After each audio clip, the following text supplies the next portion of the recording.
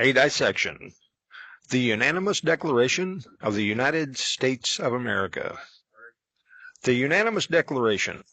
The governed peoples prove they own the government, which simplifies government by design. This page changed with the August 30, 2025 edit. About the 1774 generation. Before the 1776 Unanimous Declaration of the United States of America, First Continental Congress, Carpenter's Hall in Philadelphia, Pennsylvania, between September 5 and October 26, 1774. Purpose: unify colonies, but not for declaring independence. Support Boston. On October 14, 1774, the First Continental Congress issued Declaration of Colonial Rights and Grievances, an attempt to return peaceable relationships between the British motherland and the colonies.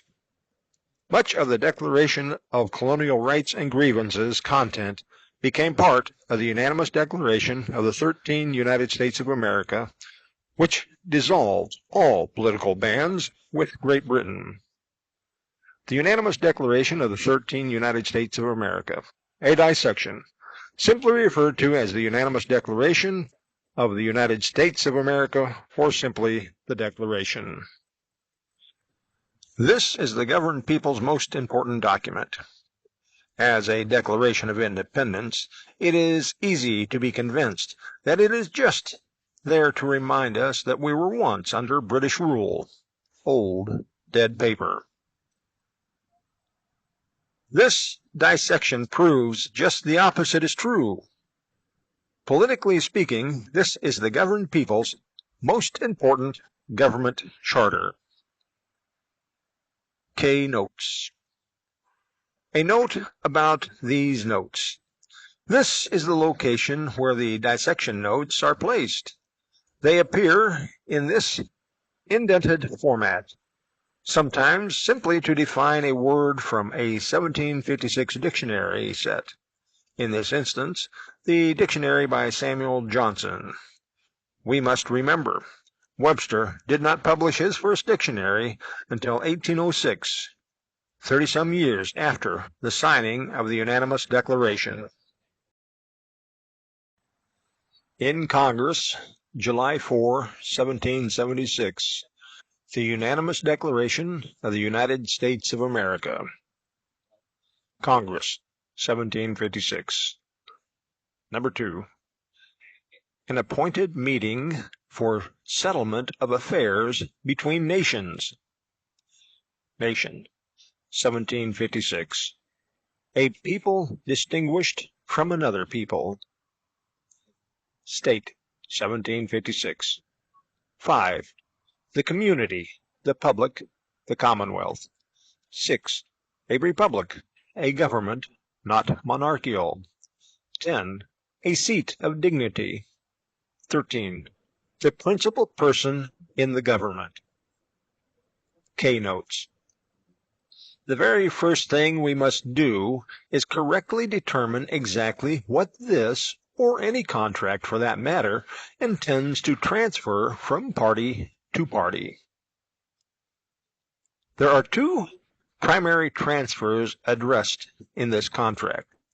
The most obvious is the transfer of the power to govern the colonies. This transfers the power from the British Crown to the individual colonies as free, sovereign, and independent states. The lesser talked about, but equally important transfer, is the land transfer from the British Crown to the individual colonies as free, sovereign, and independent states.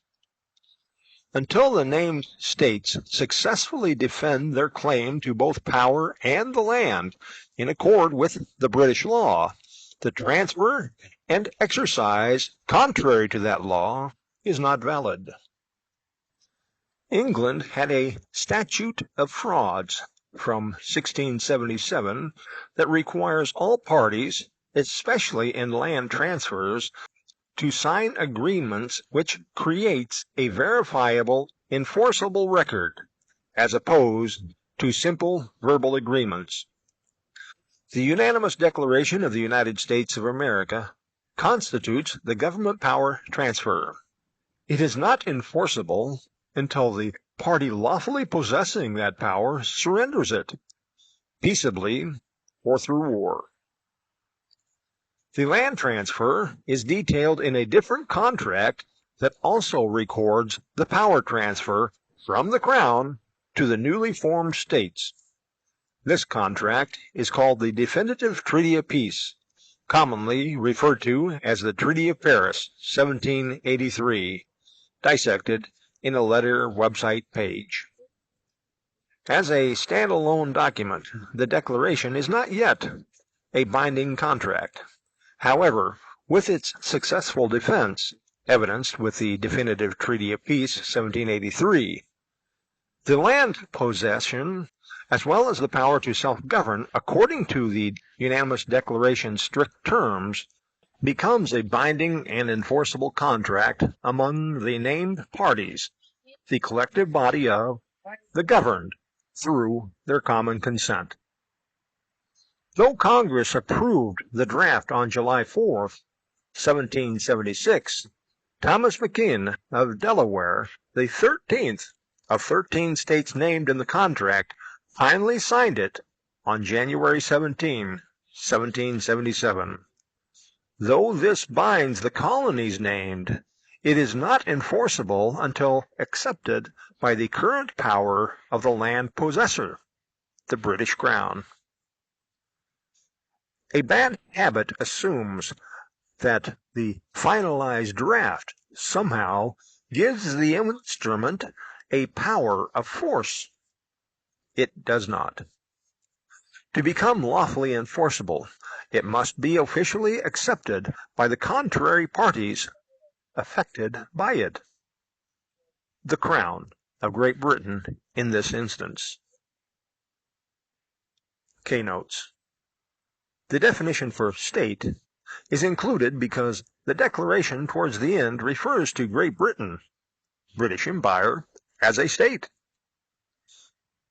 According to the 1756 Congress definition, every one of the now 50 states are a nation in their own rights. Though they retain their sovereignty, independence, and freedom, they willingly bound themselves to the terms of the Declaration and the present Constitution. The 1756 state definition also serves to clear up some modern common misconceptions about republics and commonwealths. Both of them are states, perhaps politically organized slightly differently. This demonstration shows how important it is to double-check the context of how the words are used in a specific phrase, sentence, or paragraph. Find the best matching definition for that context from a dictionary of that time, and then apply modern activity and technology to those definitions. As a free people, United States Americans, our government tramples many of our rights, unjustly convincing us that if the people could not have envisioned some of our modern technology, those old government charters could not possibly address it. When we get further along, and especially with the Constitution of the United States of America, we see flaws in that perspective. The next 4 sections deal with the first paragraph of the Declaration.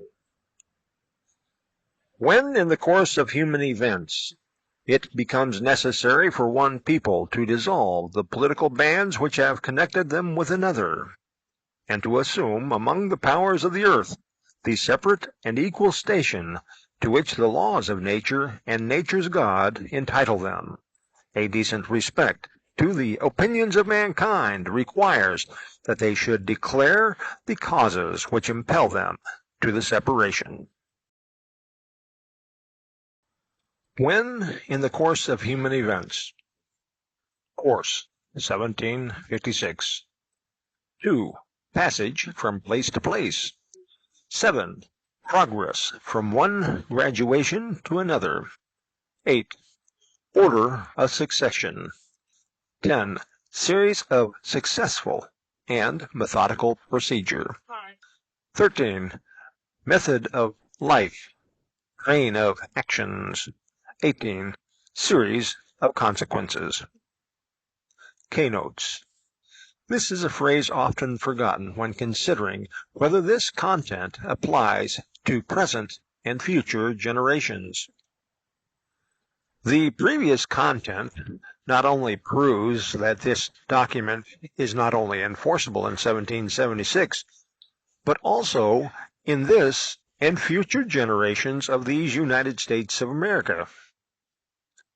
Here, we apply 1756 definitions for the word course, as used in the clause when in the course of human events. To this, we need simply ask, are we still in the course of human events? Yes, we are still in the course of human events. While still in the course of human events, the Declaration's content is useful for every present and future generation, specifically relating to how the people are supposed to control their government powers. This is the foundation for our nation's common law, as it establishes the general principles by which every United States American is to conduct themselves with each other.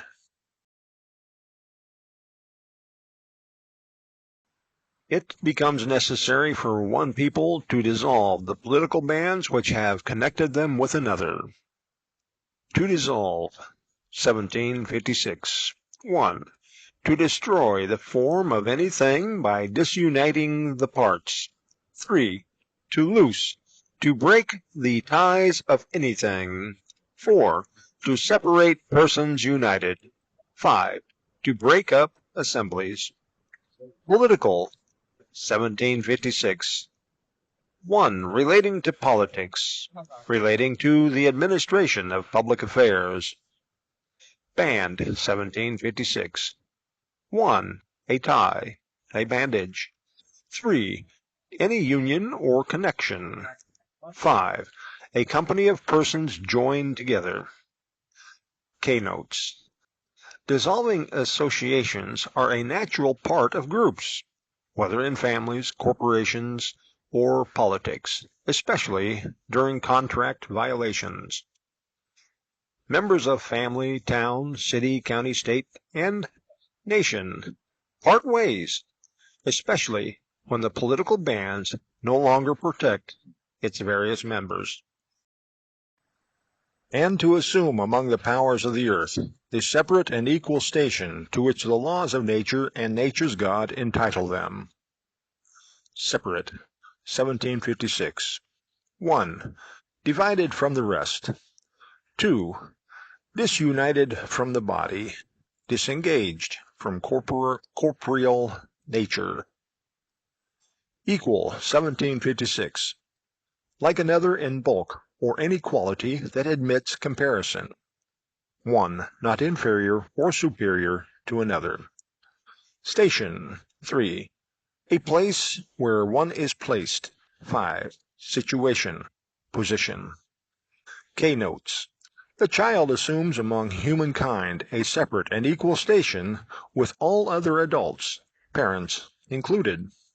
The same separation and equality happens in many corporations, whether commercial or government. The larger body splits and becomes two or more equal-type entities, though not necessarily equal in size or same abilities. When both sides recognize the separation as natural, not to be resisted, they part as friends, willing to come to the aid of the other when needed. A decent respect to the opinions of mankind requires that they should declare the causes which impel them to the separation. Impel. 1768. To drive on towards a point. To urge toward. To press on. Keynotes. The required action, declaring the cause, should be the first step towards departing on agreeable terms. This also answers the question as to why. What are the reasons for the separation? Whether the reasons are justifiable or not are relative to the parties involved. If either party needs assistance from outsiders, those outsiders must be able to recognize that the reasons for the separation are justifiable. The next several sections of the unanimous declaration's dissection are the second paragraph of the declaration.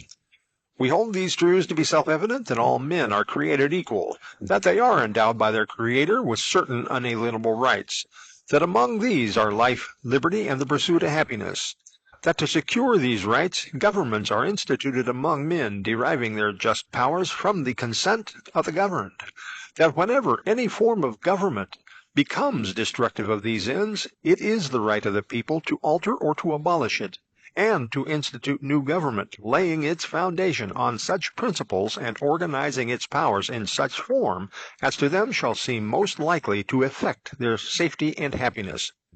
Prudence indeed will dictate that governments long established should not be changed for light and transient causes, and accordingly all experience hath shown that mankind are more disposed to suffer, while evils are sufferable, than to right themselves by abolishing the forms to which they are accustomed. But when a long train of abuses and usurpations, pursuing invariably the same object, evinces a design to reduce them under absolute despotism, it is their right, it is their duty, to throw off such government and provide new guards for their future security. Such has been the patient sufferance of these colonies, and such is now the necessity which constrains them to alter their former system of government. The history of the present King of Great Britain is a history of repeated injuries and usurpations, all having in direct object the establishment of an absolute tyranny over these states. To prove this, let facts be submitted to a candid world. We hold these truths to be self-evident. Evident, 1756. Plain, apparent, notorious. Notorious, 1756. Publicly known, evident to the world, not hidden. Keynotes.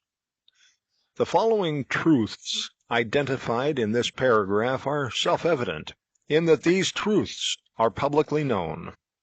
Listing them here lays the foundation for the causes which impel them to the separation. That all men are created equal. Men, 1756. Men, the plural of man. Man, 1756. Human being. 8. Human being qualified in any particular manner. 9. Wealthy or independent person. Human, 1756. 1. Having the qualities of a man. 2. Belonging to man. Person, 1756. 1. Individual or particular man or woman. 2. Man or woman considered as opposed to things. 3. Human being. 4. Man or woman considered as present, acting, or suffering. 5. A general loose term for human beings. Equal, 1756. Like another in bulk, or any quality that admits comparison. Equal, 1756. 1. Not inferior or superior to another. Keynotes. By definition, this includes women, children, people of other colors, races, creeds, or religions.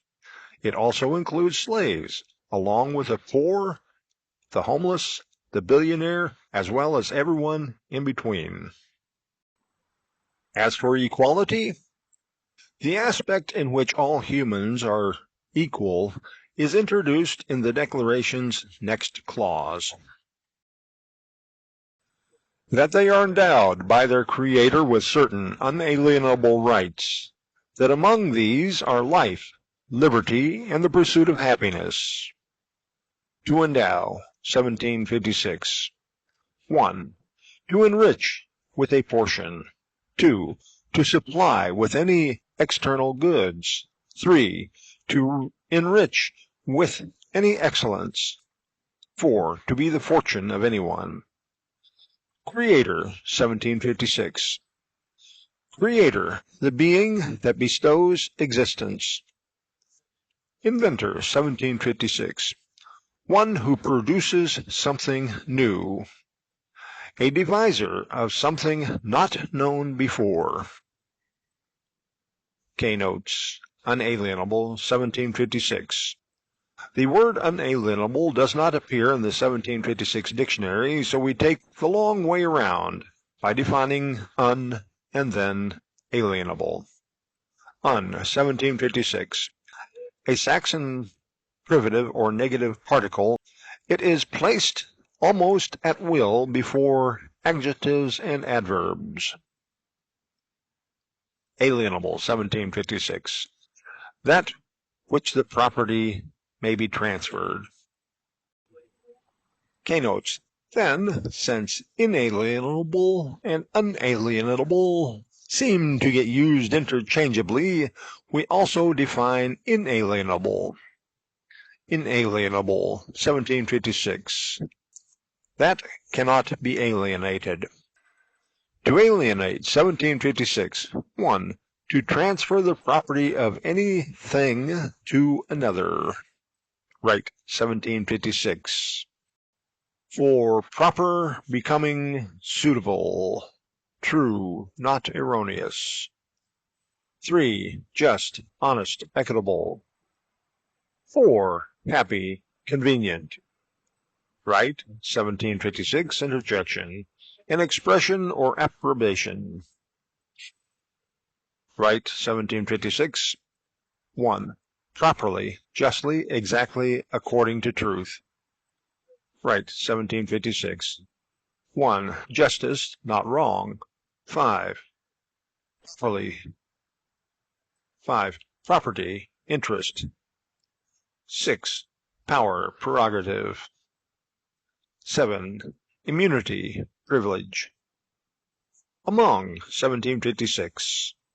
1. Mingled with. 2. Conjoined with others, so as to make part of the number.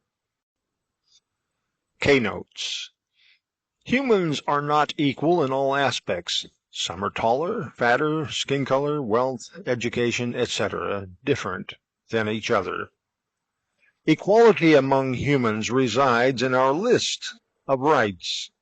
That is revealed with the words, all are created equal, endowed with certain rights. By definition, Creator does not specify God or even Supreme Being, just a cause that brought humans into existence.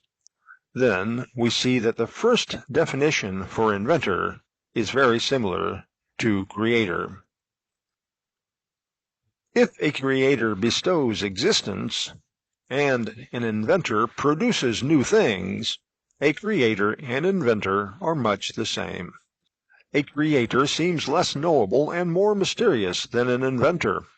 After all, much of the human race disagrees as to who or what caused humans to exist, so a level of vagueness on the matter would probably be a good thing.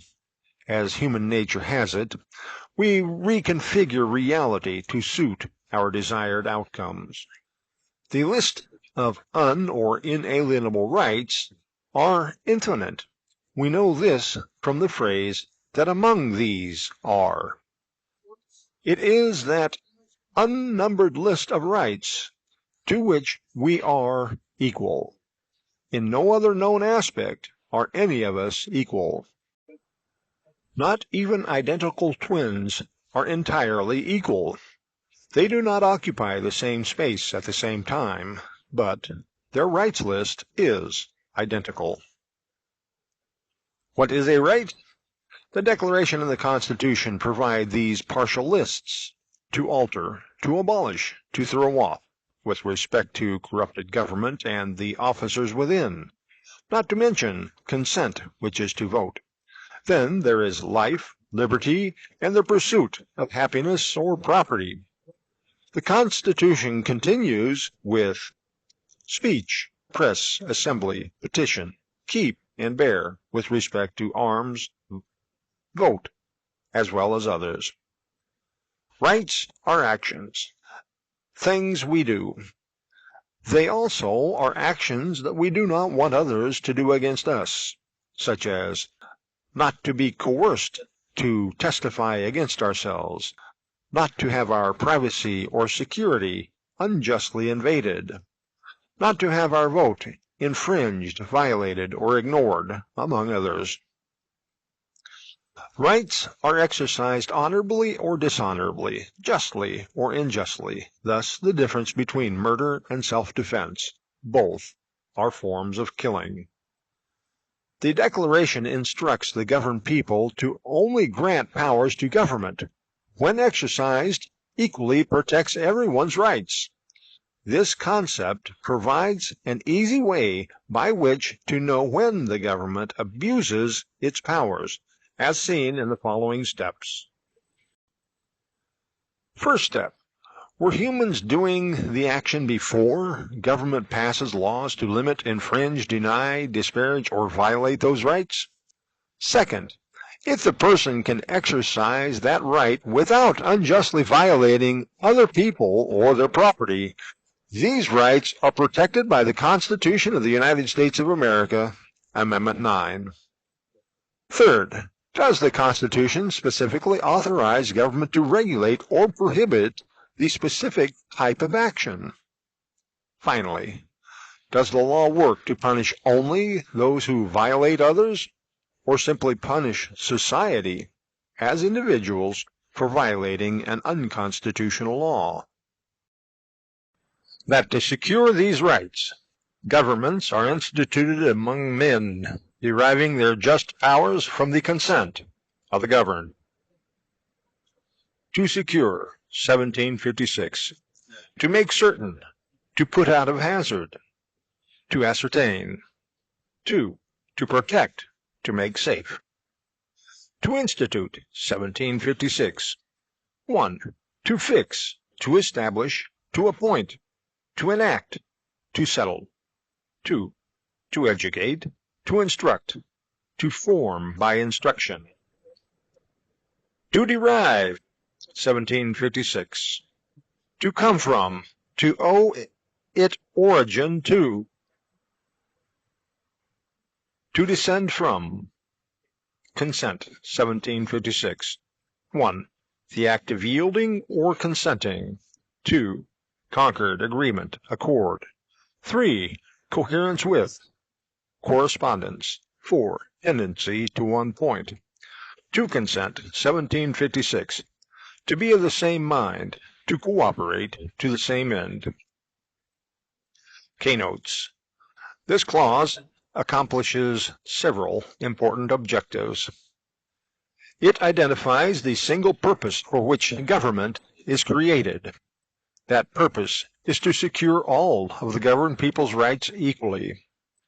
It identifies the source from which government may rightly attain any power. That power comes directly from the governed people who qualify and register as voters. It identifies the sovereign authority over government, being the simple majority of the total body of registered voters, requiring the majority of the total body to consent, or the balloted items and candidate must fail for lack of consent. It identifies who may rightly exercise their right to vote. At this stage, every citizen may of right vote. Later, it identifies an additional qualification of taxation. It also specifies the vote count method for determining whether or not anything or any person on a given ballot was accepted or rejected by the body of voters. Because the people incorrectly assume that when a registered voter does not submit a ballot, that they have not voted, we must consider the definitions also for yield and abstain. To yield, 1756. To allow, to permit. To resign, to give up, to surrender. To give up the conquest, to submit. To concede, to admit, to allow, not to deny. To abstain, 1756. To forbear, to deny oneself any gratification. Keynotes. To get the consent from a known number of people, registered voters in this case, more than half of the total number must literally consent to the same person or other balloted items. Without that majority, it or they must fail for lack of consent. As we see by the yield and abstain definitions, the only way a registered voter may do either of them is to not register in the first place, thus yielding to the vote count of the majority of the total body of registered voters. On the other hand, a registered voter may remove their name from the registry of voters in the second place, thus abstaining, also yielding to the vote of the majority of the total body of registered voters. The registered voter who does not submit a ballot in any way, shape, or form has withheld their consent. It still requires whom or whatever is on the ballot to get the majority of the total number of registered voters' consent, or fail for lack of consent. This means, in accord with the definitions above, when the majority of registered voters either refuse or fail to get a consenting ballot to the polling station before it closes, those registered voters, whether deliberately or through long-standing ignorance, have not consented to anyone or anything on that ballot. Non-consent is as valid a vote as is consent. The total number of registered voters does not change based on how many submit ballots to the polling station or not.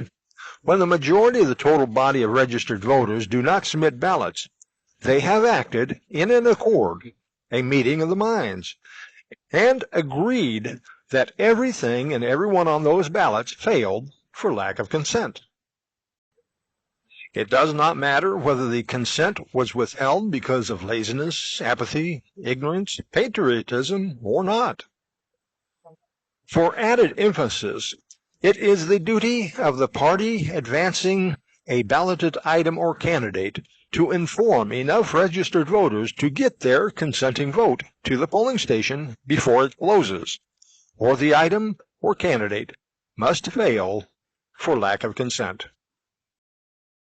The next part of the second paragraph of the Declaration states that whenever any form of government becomes destructive of these ends, it is the right of the people to alter or abolish it, and to institute new government, laying its foundation on such principles and organizing its powers in such form as to them shall seem most likely to effect their safety and happiness.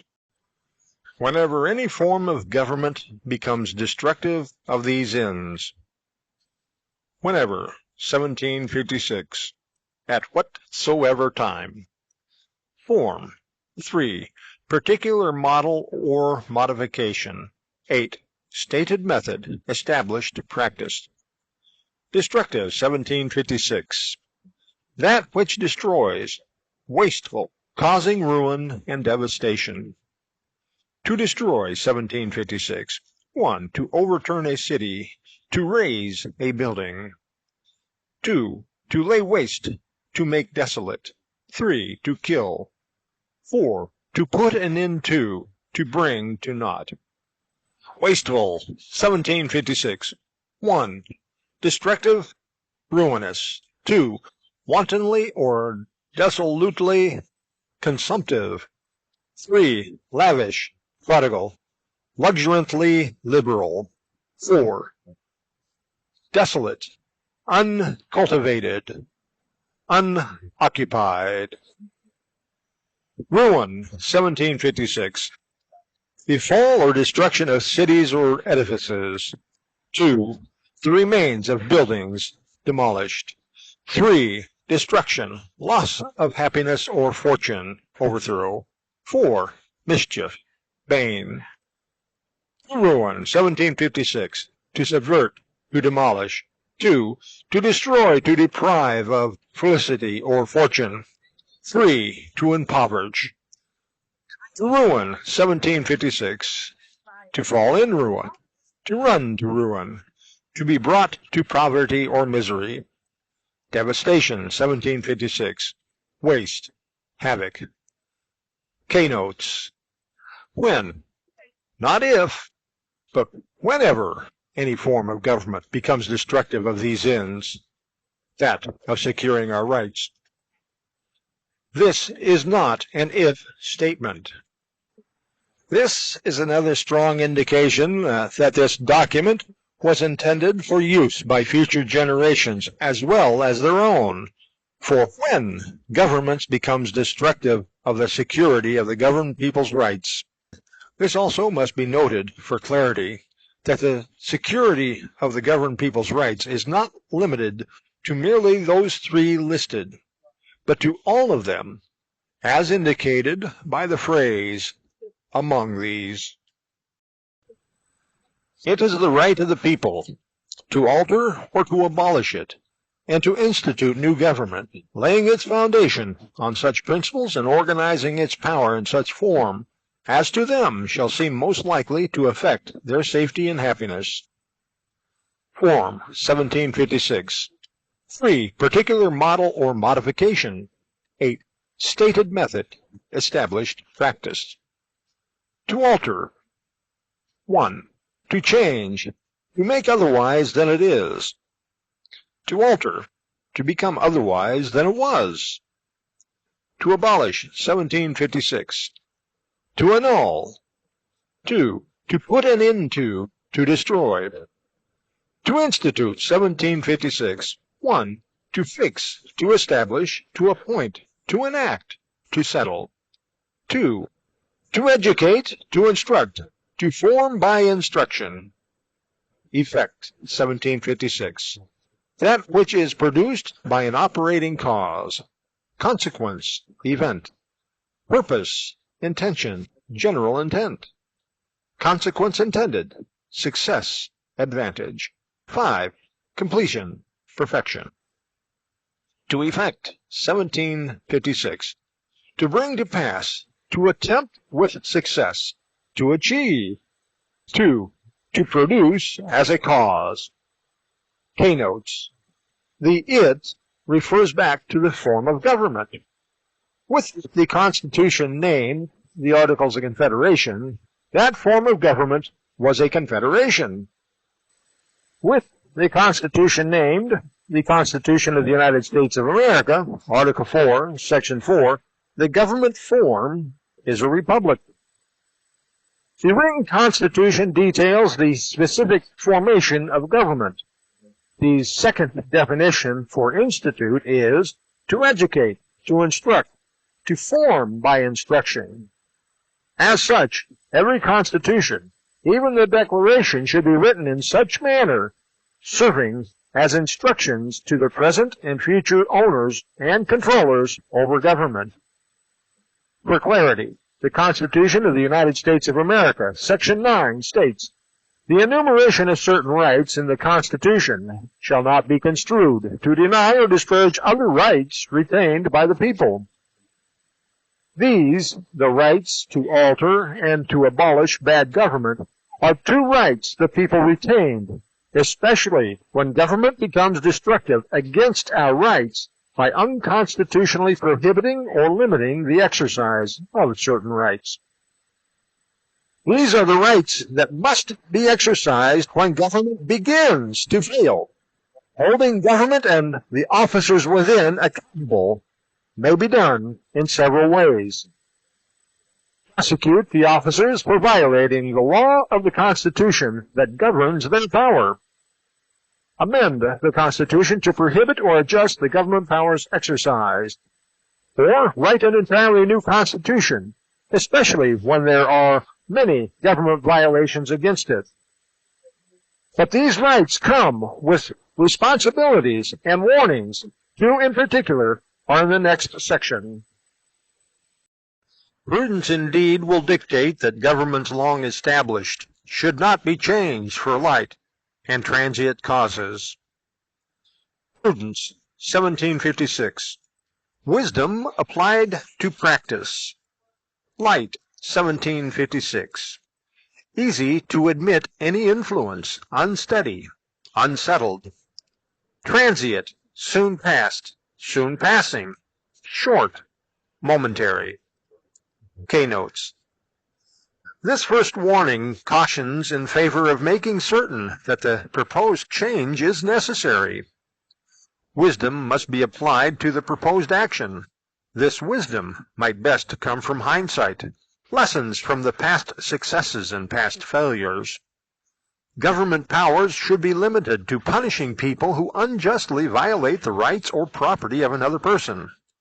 This prohibits general laws that criminalize entire societies because of the misdeeds of a few people. And accordingly, all experience hath shown that mankind are more disposed to suffer, while evils are sufferable, than to right themselves by abolishing the forms to which they are accustomed.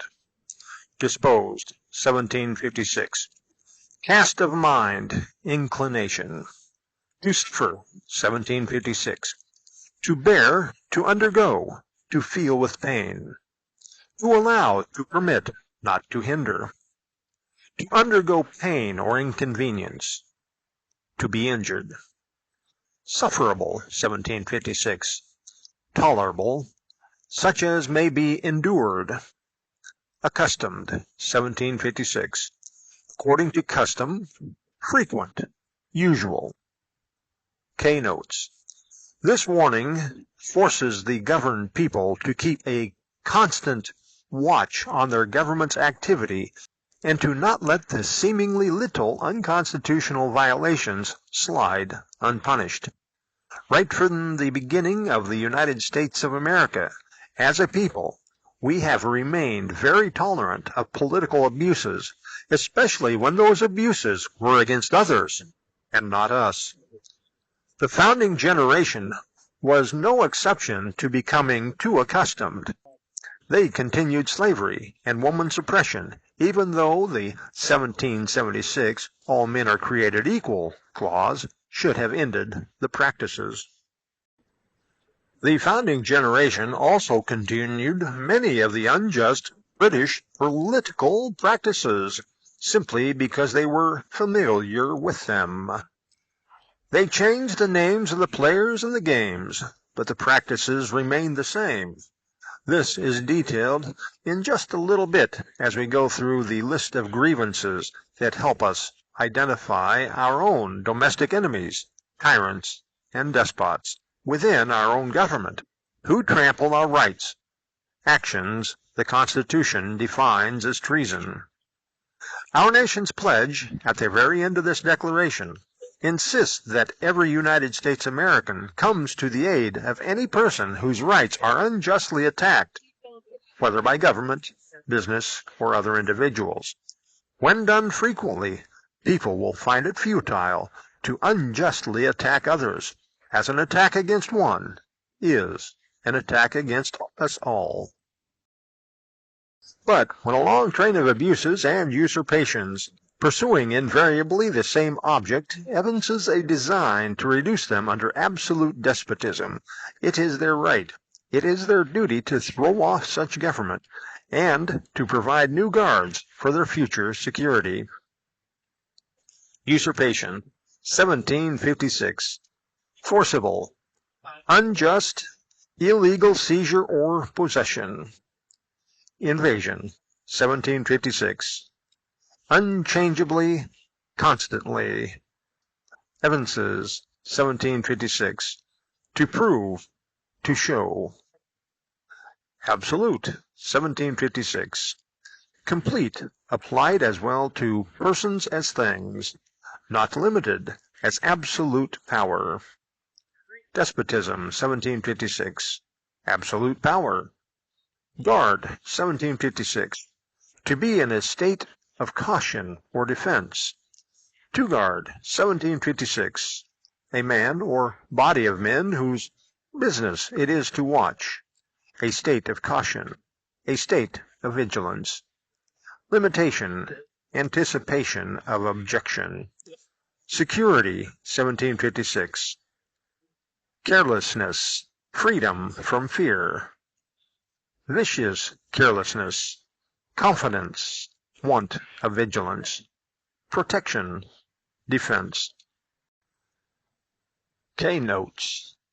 Just in case the previous two warnings go ignored, this makes it the governed people's duty to take action, ending the rebellion and insurrection by government against the lawful authority we placed over them, the Constitution of the United States of America, or any new constitution we may ordain to control our government. The founding generation knew that this would even happen in these United States of America, when the government powers go unchecked and unstopped. The list of nearly 30 political grievances that follows qualifies as a long train of abuses and usurpations. It seems long past time for this generation of 2025 to throw off our present form of government and provide new guards for our future security. This demands that we have a new form already drafted to replace the present. See a rough draft here.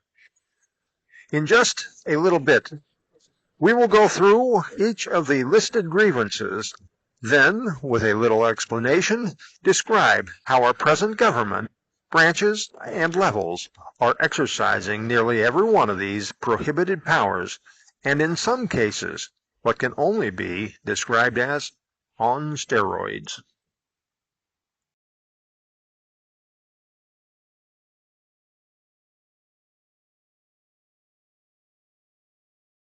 Such has been the patient sufferance of these colonies, and such is now the necessity which constrains them to alter their former system of government. To constrain, 1756. 1. To compel, to force to some action.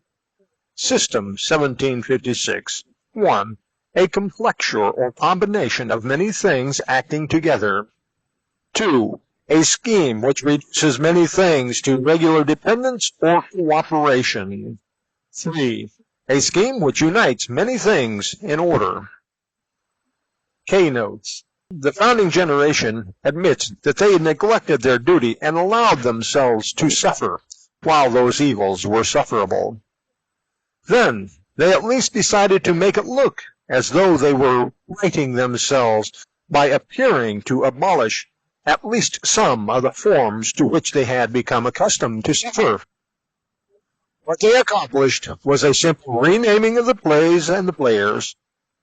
The governed people of these United States of America might also proclaim, such has been the patient sufferance through to the present year, and such is now the necessity which constrains us to alter our present system of government and institute new government for our future security.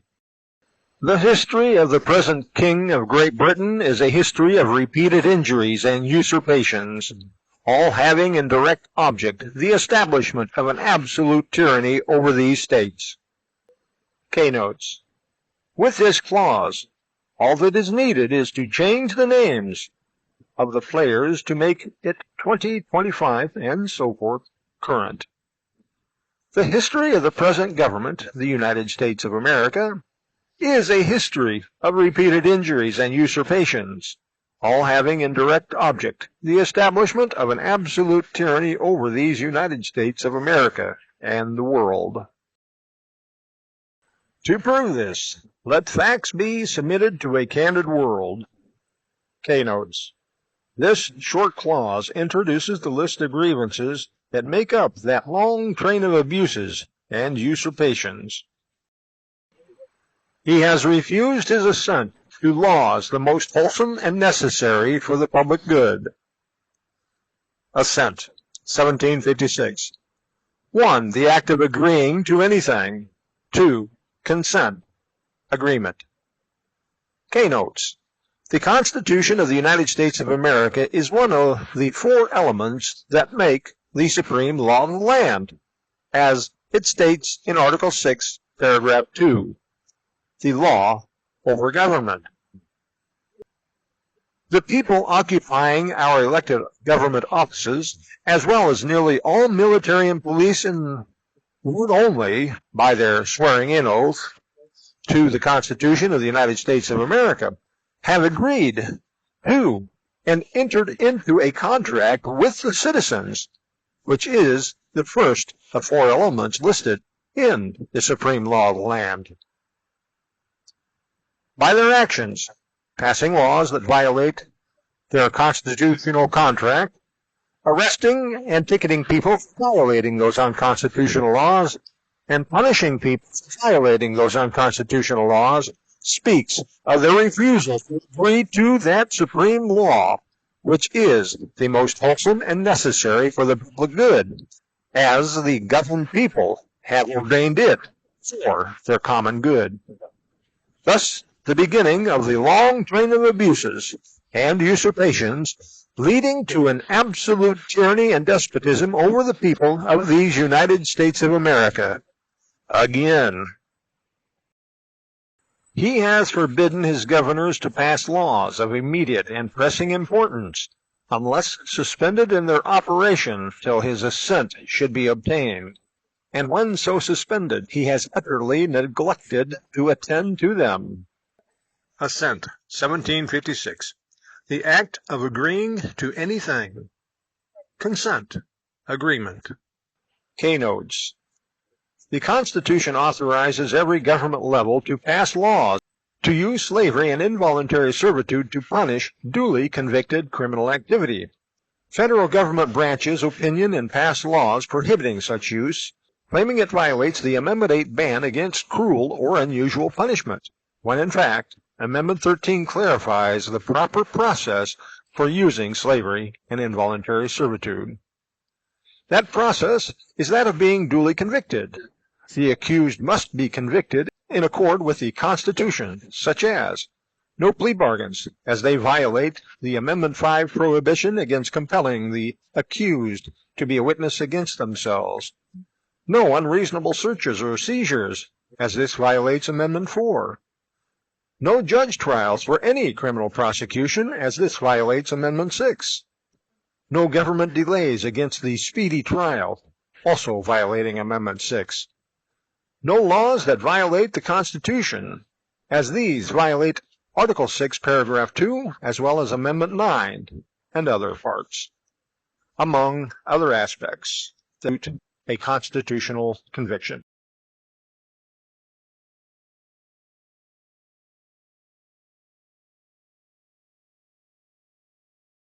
He has refused to pass other laws for the accommodation of large districts of people, unless those people would relinquish the right of representation in the legislature, a right inestimable to them and formidable to tyrants only. Inestimable, 1756. Too valuable to be rated, transcending all price. Formidable, 1756. The quality of exciting terror or dread. The thing causing dread. Terrific, 1756. Dreadful, causing terror.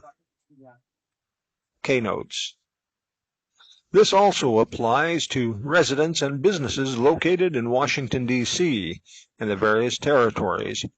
They are non-voting members in Congress, which really is no more than a citizen who may speak in and to Congress, but has no voting power to help steer the congressional vote. Such representation, if it can be called such, is not representation at all, and is denied to those people. He has called together legislative bodies at places unusual, uncomfortable, and distant from the depository of their public records, for the sole purpose of fatiguing them into compliance with his measures. Keynotes. Modern times use honey, or money as opposed to whips to influence congressional members, promising to look the other way as unconstitutional activity happens in the congressional chambers. He has dissolved representative houses repeatedly for opposing with manly firmness his invasion on the rights of the people. Invasion, 1756. Hostile entrance upon rights or possessions of another. Hostile encroachment. Keynotes. Every time just one representative refuses to vote and debate in accord with the Constitution's terms and in accord with the majority of their constituents' constitutional demands, representation is dissolved. Every time the majority of Congress passes unconstitutional legislation, they dissolve another representative house. Every time a person who receives less than the majority of the total number of registered voters consent to be elected into the office, the legislative house to which they are sworn in has been dissolved. He has refused for a long time after such dissolutions to cause others to be elected, whereby the legislative powers, incapable of annihilation, have returned to the people at large for their exercise, the state remaining in the meantime exposed to all dangers of invasion from without and convulsions within. Invasions, 1756. 1. Hostile entrance upon rights or possessions of another. Hostile encroachment. Convulsions, 1756. Any irregular and violent motion, commotion. Keynotes. The worst part about this is that the governed people, recognizing we are not constitutionally represented, we have no clue that we are to demand new elections until we find candidates qualifying constitutionally aware and also receive the consent from the majority of the total number of registered voters in their district. Our representative houses in all levels of government remain dissolved in that the people sworn into those offices were not lawfully elected by their constituent body of registered voters in accord with the terms of the unanimous Declaration of the United States of America and the phrase consent of the governed. The people in government offices also, in majority numbers, ignore constitutional limitations. He has endeavored to prevent the population of these states, for that purpose obstructing the laws for naturalization of foreigners, refusing to pass others to encourage their migration hither, and raising the conditions of new appropriations of land. Keynotes. In the present day, in these United States of America, we have the reverse problem. We have more than plenty foreigners trying to get in, but in violation of our immigration and naturalization laws that the Constitution authorizes Congress to pass. Our government officers, in opposition to our laws of immigration and naturalization, grant amnesty to large bodies of people who enter or remain within these United States of America illegally. This encourages even more to play the amnesty lottery. The control of immigration and naturalization by government is to stabilize the domestic economics of society. Too many foreigners in a country at the same time, many of them working, increases the domestic unemployment rate. These United States of America has a two-stage process to reduce illegal immigration. Stage 1. The U.S. Code for first offense is 6 months incarceration. For the second offense, 2 years. Stage 2. Amendment 13. The incarcerated time is performing hard manual labor before being returned to their home country. This should reduce the need for most government contracts with commercial corporations. Private contractors drain tax dollars because of unqualified government officers who contract with for-profit businesses. He has obstructed the administration of justice by refusing his assent to laws for establishing judiciary powers. Keynote. Though there are plenty of judiciary powers established in the cities, counties, states, and national districts, they seem to refuse their assent or agreement to the most wholesome laws for society, the supreme law of the land, as detailed in the Constitution, Article 6. The Constitution is supposed to prove whether the enforced law in question violates or supports the Constitution. Ignoring that function of the Constitution by punishing people for exercising Amendment 9 protected rights simply because an unconstitutional law was passed and is enforced.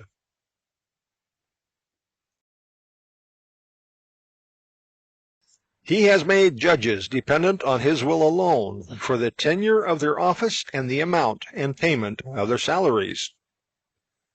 Keynotes. Many smaller judicial jurisdictions are paid a commission based on the number of convictions and or fines charged against defendants. Even in the larger judicial jurisdiction levels, either or both the legislative and or executive branches nominate, appoint, or confirm those judges into office, or they have the power to remove them. This opens the door to misplaced loyalty towards a political party or the politicians responsible for authorizing them for a judicial seat. He has erected a multitude of new offices and sent hither swarms of officers to harass our people and eat out their substance. Substance, 1756. Wealth, means of life. Keynotes. Within these United States of America, we have government offices for nearly every aspect of human life, with more being created every year.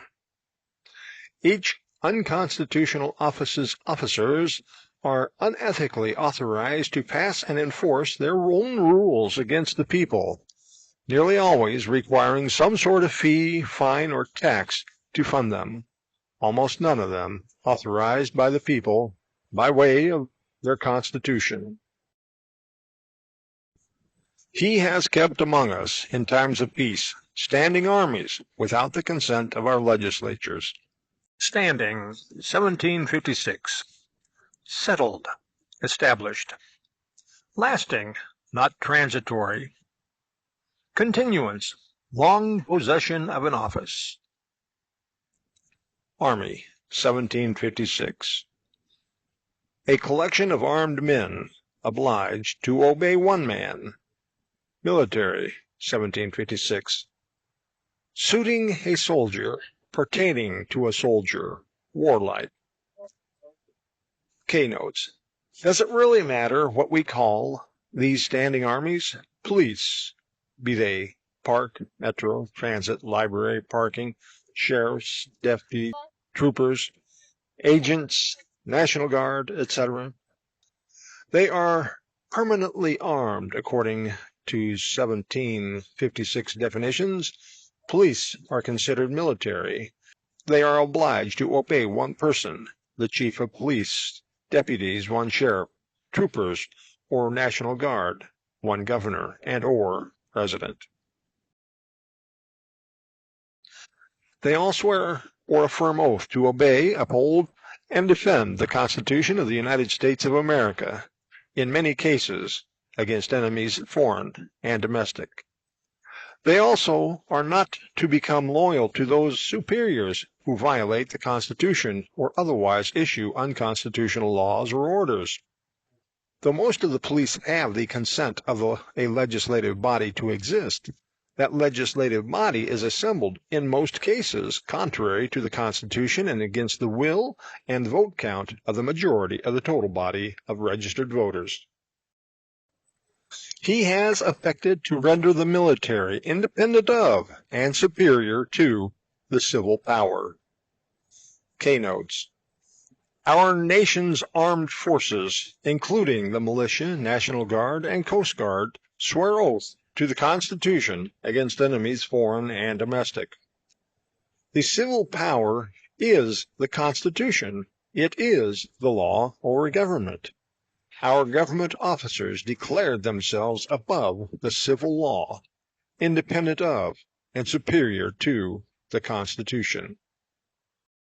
He has combined with others to subject us to a jurisdiction foreign to our Constitution and unacknowledged by our laws, giving his assent to their acts of pretended legislation. To pretend, 1756.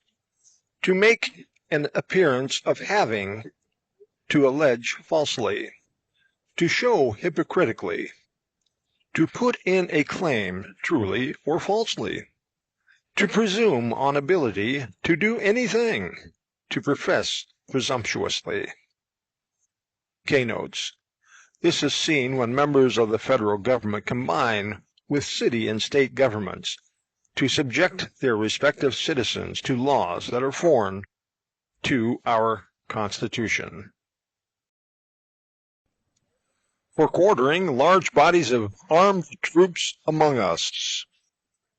Troops, 1756. A company, a number of people collected together. A body of soldiers. A small body of cavalry. Keynotes. Large numbers of armed people collected together, perhaps at police stations, etc. Armed troops include military, militia, local police, as much as it includes the National Guard. We discover in the Constitution of the United States of America that the only authorized use of such numbers of armed troops is to stop rebellions and insurrections, which are defined in 1785 as resistance against lawful authority. Politicians who pass unconstitutional laws, enforce them against and punish people who violate them. Those politicians are the rebellion and insurrection against the lawful authority over them, which is the Constitution of the United States of America. Or protecting them by mock trial from punishment for any murders which they should commit on the inhabitants of these states. Mock, 1756. Ridicule, act of contempt. Sneer. 2.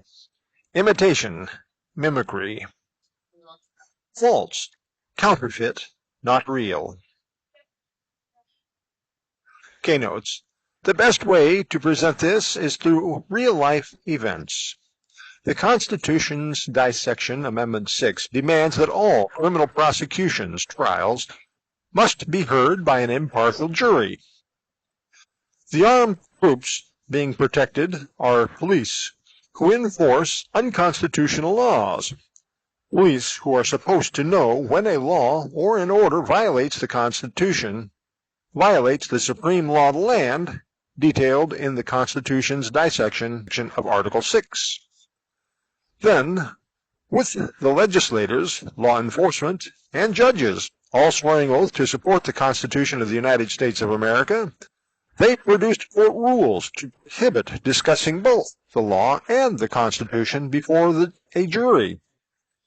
It might confuse the jurors with the truth that the law itself violates the Constitution. As such, it proves the accused person innocent, having not violated any constitutionally authorized laws. Those mock trials benefit only corruption of government and harm society.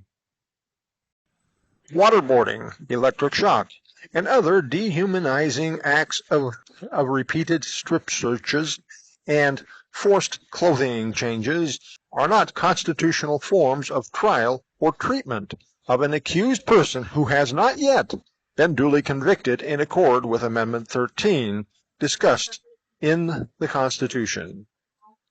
Though Article 1 authorizes Congress to provide for organizing, arming, and disciplining the militia, Amendment 6 does not exempt the military personnel from civil penalty for any crimes they commit. For cutting off our trade with all parts of the world. Keynotes. This is simply accomplished by imposing excessive tariffs on foreign countries, whether treaty-signed allies or not. Or imposing taxes on us without our consent. K-notes. That is correct. Without our consent. This starts making sense when we view our government as the corporation it is, according to 1756 definitions and explanations as seen in the Proof of Ownership page. With the entire body of the governed people as the rightful owners, and the majority of the entire body of registered voters as the controllers over government, it is quite logical that those controllers are supposed to authorize not only the types of tax, but also the amount to be collected. The taxation without representation, as it turns out, is the political propaganda from politicians who frequently state that they are elected to pass laws and collect taxes as they see fit. This is somewhat true, but only to a very limited point. The governed people must authorize the type of tax and the amount. The amount is usually expressed in the form of a percentage of that which is taxed. This guarantees equality under the law, where the beggar and the billionaire pay the same percentage rate, or depriving us, in many cases, of the benefits of trial by jury. Benefit, 1756. Advantage, profit. Use, K-notes. This, too, is a common practice in our government, primarily violating Amendments 6 and 7. Amendment 6 demands that in all criminal prosecutions, without any exclusions, are to be tried by an impartial jury and in a speedy manner. However, an increasing volume of laws are classified as petty offenses. The government has declared, in violation of Amendment 6, that petty offenses must be tried by judges without benefit of trial by jury. The benefit of jury is that the jury is supposed to first determine if the government constitutionally possesses the power to create and enforce the law in question. Amendment 7, which does address petty cases at common law, Amendment 6 has already expressly excluded any case that may remotely be considered a criminal prosecution, such as petty criminal offenses and criminal common law cases. In Amendment 7's language, it establishes a fixed dollar value under which be termed petty, but over which a jury may be demanded by either party. When government arbitrarily adjusts the threshold upwards from the $20 marker into the multiple thousands of dollars, government is unjustly denying to those people under the newly inflated marker their right to benefits of trial by jury. There is more detail in the dissection of the Constitution, Amendments 6 and 7. For transporting us beyond seas to be tried for pretended offenses.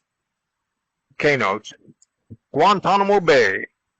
If the people held there had committed any crime by violating any constitutionally authorized law, they would be tried in ordinary criminal courts and impartial juries as soon as possible. Movies sometimes present the best examples. The Count of Monte Cristo movie, where the guy is taken to a prison island, still voicing his innocence. The jailer replies that he knows the guy is innocent. Why else would they bring you here? If you were really guilty of a crime, they would have tried you and kept you a prisoner with the others on the mainland. Thus, transporting beyond seas, Guantanamo Bay, and other foreign locations, and tried for pretended offenses. For abolishing the free system of English laws in a neighboring province, establishing therein an arbitrary government, and enlarging its boundaries so as to render it at once an example and fit instrument for introducing the same absolute rule into these colonies. K-notes. Guantanamo Bay, Washington, D.C., and other places. Many a law gets passed that undermines our system of citizens' rights over political power. D.C.'s Board of Elections regarding recall elections, claiming that the resident citizens were granted the right by government to recall their government officers. That concept is tyrannical and treasonous for government to assume it has the power to grant rights to the citizens. It is a concept that is taking root in other jurisdictions throughout our nation. For taking away our charters, abolishing our most valuable laws, and altering fundamentally the forms of our government. Charter, 1756. A charter is a written evidence. Keynotes. The most valuable written evidence for the governed people in these United States of America is the unanimous Declaration of the United States of America. It literally is the citizens' proof of ownership over government, as well as their guide on how to control their government. Copies are still quite easy to find. It is nonetheless symbolically abolished when government-regulated schools refuse to teach its importance for the people in controlling their government. This goes for K-12 as well as colleges and universities, charter, religion, public, and homeschool, etc. As for altering the form of government, when government officers refuse to work within the confines of the Constitution, which is the written form as well as the law over government, the representative republic has once again become dictatorial, tyrannical, despotic, and even treasonous. For suspending our own legislatures and declaring themselves invested with power to legislate over us in all cases whatsoever. Suspend, 1756. To interrupt, to make to stop for a time, to delay, to hinder from proceeding, to debar for a time from the execution of an office or enjoyment of a revenue. Keynotes. Declaring themselves invested with power to legislate for us in all cases whatsoever? Can you name any aspect of life, pre-birth through post-death, where the government has not passed some law to regulate it? Home, work, entertainment, recreation, medicine, religion, food, drink, toilets, cooking, transportation, education, children, sex, clothing, money, investments, pre-birth, abortion, birth, death, burial, post-death estate taxes, resurrection? Yes, to all of the above. Resurrection? Yes, or maybe not yet, but had to reach a great distance to find that one. He has abdicated government here by declaring us out of his protection and waging war against us. To abdicate, 1756. To give up right. Resign. Keynotes.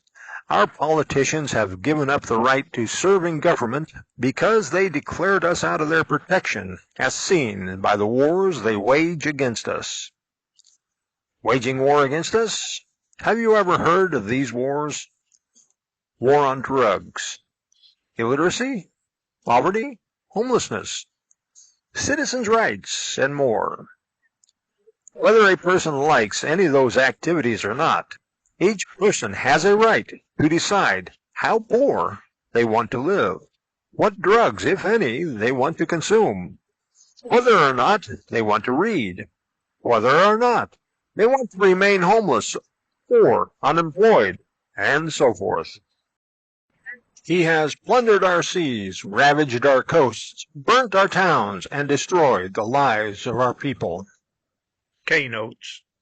Destroyed the lives of our people. When the government passes, enforces, and imprisons or fines a person for violating those unconstitutional laws, many families' lives and individuals' reputations are destroyed. When government unjustly taxes a person's labor as opposed to the gain from labor, which is the actual income, this destroys the lives of our people, the beggar and the billionaire alike. When the government politically weaponizes a relatively ordinary flu virus, blowing it out of proportion, to bankrupt businesses and employees so that real estate tycoons can take unjust advantage, that too is a war. Those government activities have destroyed the lives of our people, making many of them homeless.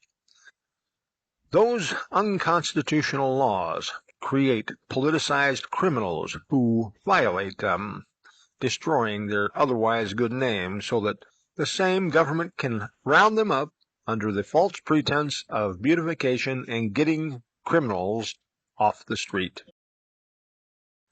He is at this time transporting large armies of foreign mercenaries to complete the works of death, desolation, and tyranny, already begun with circumstances of cruelty and perfidy, scarcely paralleled in the most barbarous ages, and totally unworthy the head of a civilized nation. Keynotes. The tyrant these days need not transport foreign mercenaries. They need only reward them on arrival. The mercenaries need only be, from other countries, encouraged to migrate in violation of our immigration and naturalization laws. Once here, get lost in the system, destroying the domestic economy, paving the way for government to steal more unjust powers. These mercenaries may also be citizens known for their violence against others, with plea bargains, are allowed to be on the streets in a shorter time than had they gone to jury trial.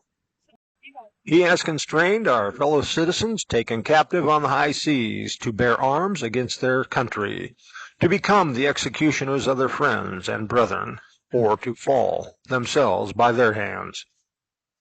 To constrain, 1756. To compel, to force to some action. To confine, to press. Keynotes. A person is arrested by police, enforcing unconstitutional laws that criminalize constitutionally protected rights. Police, public defenders, prosecutors, and judges compel the individual to be a witness against themselves by accepting a plea deal. Police informants get favorable treatment concerning their actual crimes that unjustly violate other people's rights. Some of those people named by police informants get killed solely on the false testimony from the informant who is compelled to do so, later discovering the named person committed no crime at all. That is why Amendment 5 prohibits plea deals. That is why Amendment 5 prohibits plea bargains, compelling people to be a witness against themselves and unjustly witness against others if they confess to some crime they may not actually have committed. He has excited domestic insurrections amongst us, and has endeavored to bring on the inhabitants of our frontiers the merciless Indian savages, whose known rule of warfare is an undistinguished destruction of all ages, sexes, and conditions. Insurrection, 1756. A seditious rising, a rebellious commotion. Seditious, 1756. Factious, with tumult, turbulent. Rebellious, 1756. Opponent to lawful authority. Faction, 1756. Given to faction, loud and violent in a party, proceeding from public dissensions. Faction, 1756. A party in a state. Tumult, discord, dissension. Tumult, 1756. A pernicious commotion in a multitude. A multitude into wild commotion. A stir, an irregular violence, a wild commotion. Keynotes. Opponent to lawful authority? Governments generally assume that by nature of being the government, that they are the lawful authority. Nearly every government has a constitution that is supposed to control the government's powers. The constitutions are the lawful authority of a nation. Violating those constitutions is insurrection and rebellion against the lawful authority of the nation. This declaration is the law governing the nation, while exercising its sovereign authority over its government. The Constitution is the lawful authority from the nation, as sovereign, granted to the government. For clarity, the phrase merciless Indian savages does not suggest that all Indians are merciless savages. The Crown only used those Indians who were savagely mercenary. The savage mercenaries employed in our government provides minimal sentences to actual criminals while maximizing sentences for those who insist on their constitutional jury trial to prove innocence. Then the government prohibits the Constitution in the trial to prove that the law itself is the crime. The violent offenders who generally accept plea deals are back out in society to continue their destruction of a peaceable community. In every stage of these oppressions, we have petitioned for redress in the most humble terms. Our repeated petitions have been answered only by repeated injury. A prince whose character is thus marked by every act which may define a tyrant is unfit to be the ruler of a free people. In every stage of these oppressions, we have petitioned for redress in the most humble terms. Redress, 1756. Reformation, Amendment. Relief, Remedy. Keynotes. Without violence, we petitioned our legislators. We petitioned our executive and police officers. We petitioned our judges and juries in every government level that these laws violate the Constitution of the United States of America. All the time, we have attended government-run schools, never being taught how to properly control our government. Our repeated petitions have been answered only by repeated injuries. Keynotes.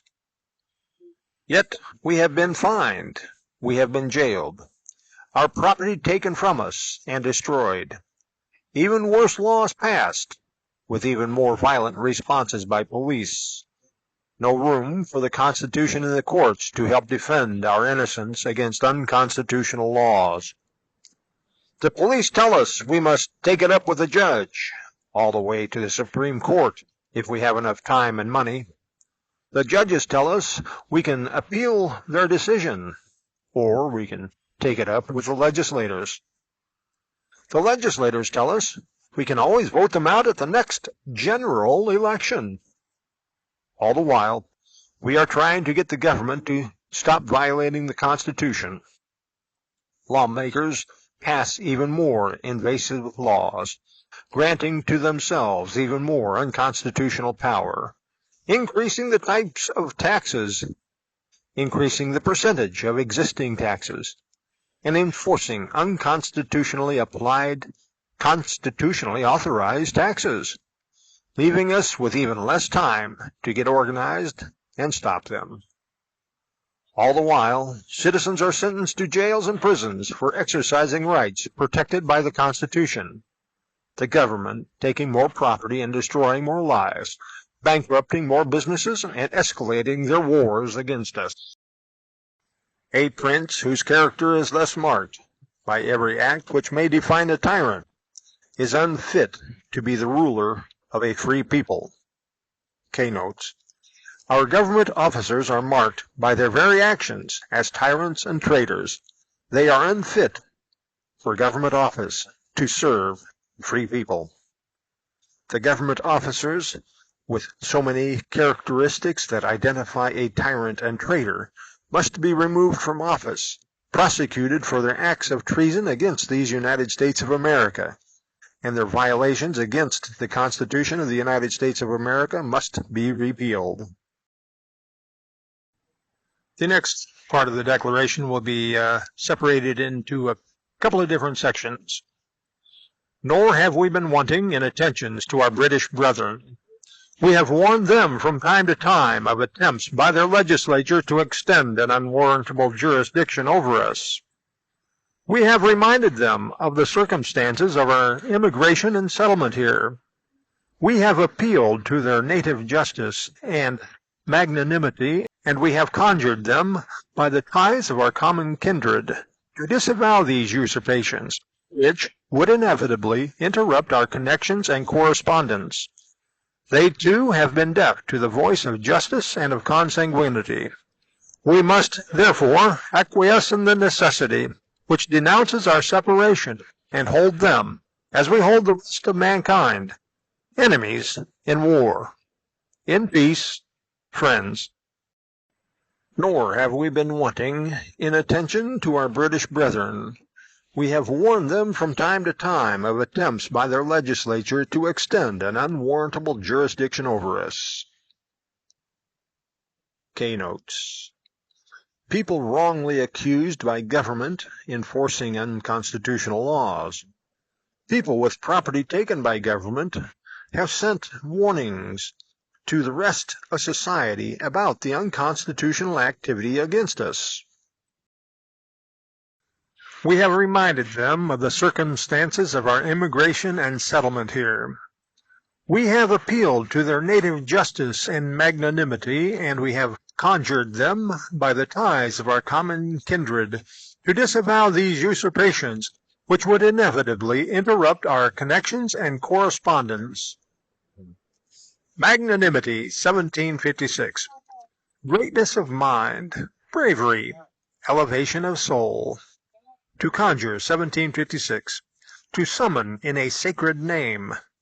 To conspire. To practice charms or enchantments. To conspire, 1756. To concert a crime. To plot. To agree together, as all things conspire to make him happy. To disavow, 1756.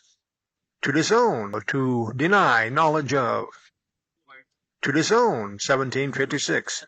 To deny, not to allow. To abrogate, to renounce. Connections, 1756. Union, junction. Just relation to something, precedent or subsequent.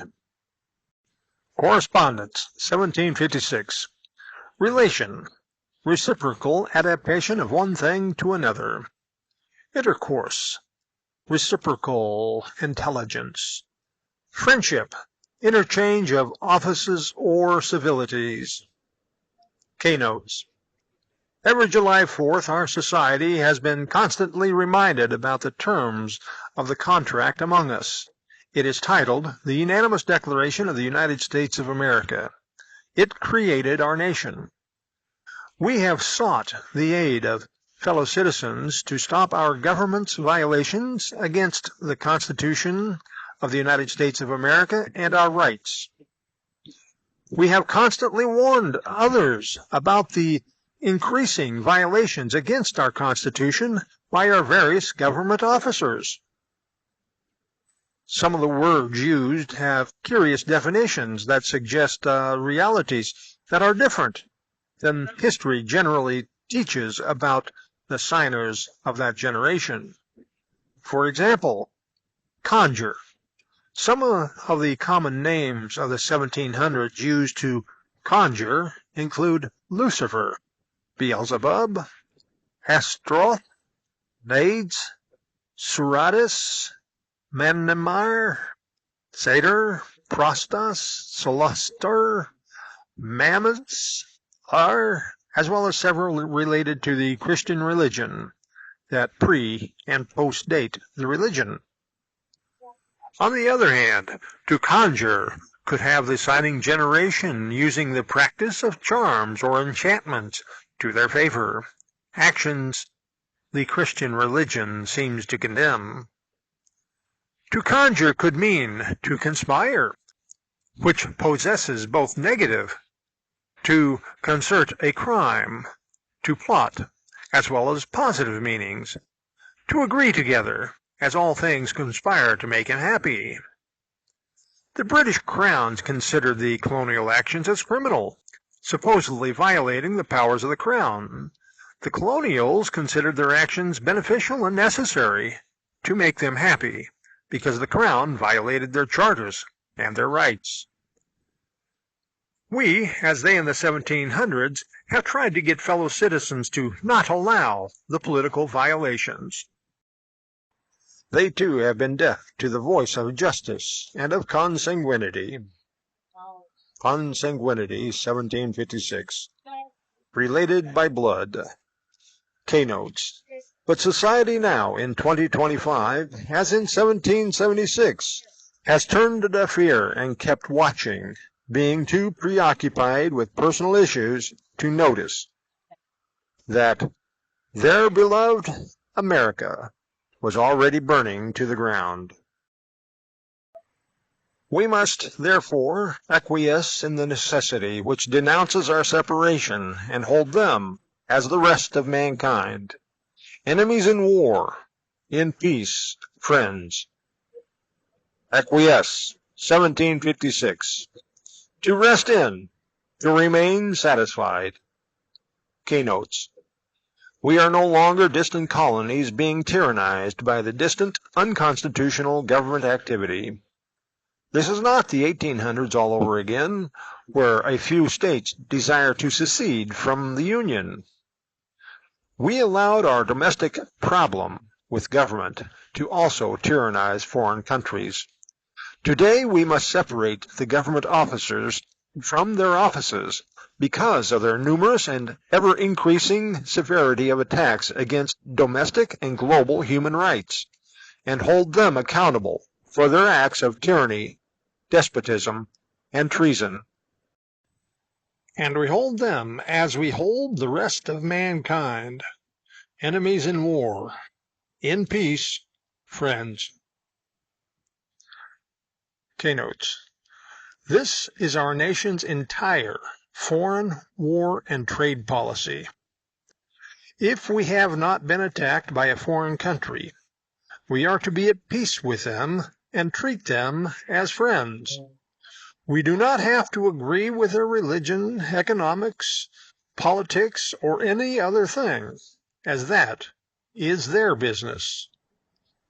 Every country has the right to the absolute worst government that they are not willing to stop and get under their control. Same goes for these United States of America. The last paragraph.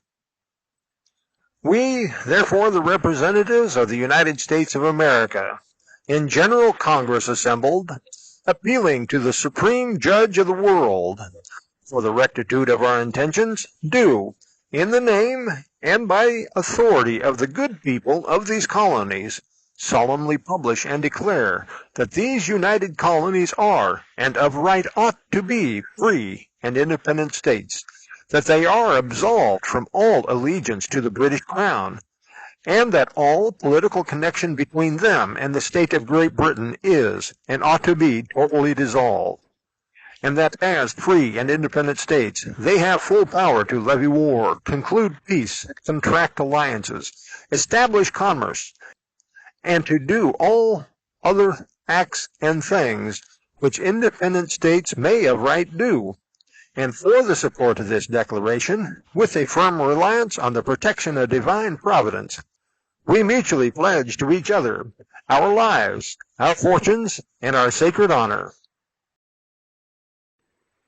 We, therefore, the representatives, do in the name and by the authority of the good people. Representatives, 1756.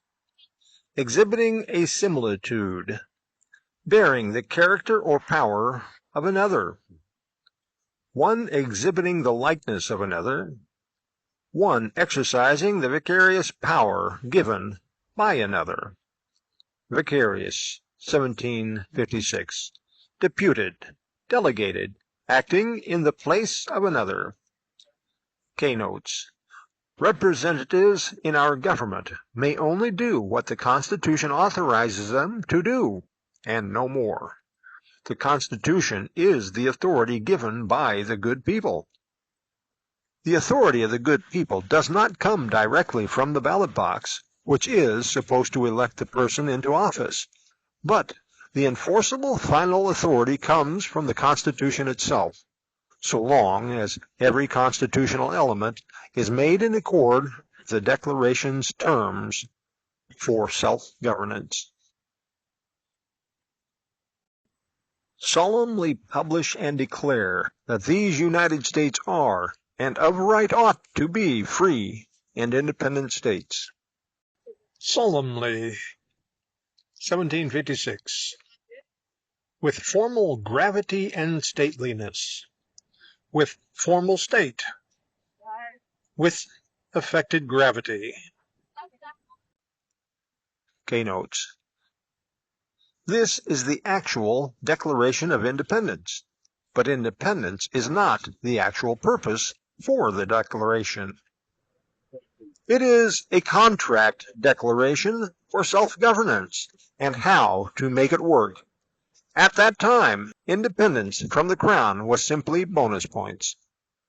If we can be convinced that independence was the only purpose, then we can be easily convinced to look at the unanimous Declaration of the United States of America as nothing more than old dead paper.